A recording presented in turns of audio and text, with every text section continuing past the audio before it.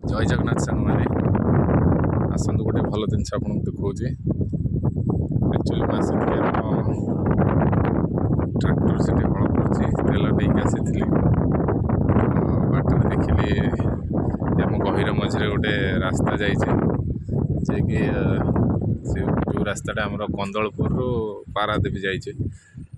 ସେଟା ପ୍ରାୟତଃ କାମ ଚାଲିଛି ଏବେ, ବର୍ତ୍ତମାନ ବର୍ଷା ସକାଶେ ବନ୍ଦ ଅଛି। ମଝିରେ ଗୋଟେ ସୋଠ ଏଠି ବସିଛି,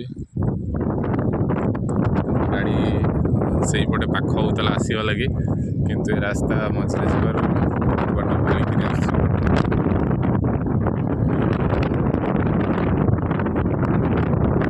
ବର୍ଷା ବି ଆସିଲାଣି, ଭାବୁଛି ବର୍ଷା ହେଲେ ଏ ସୋଠ ତଳକୁ ପଳେଇବୁ ଆମେ। ଏଇଠି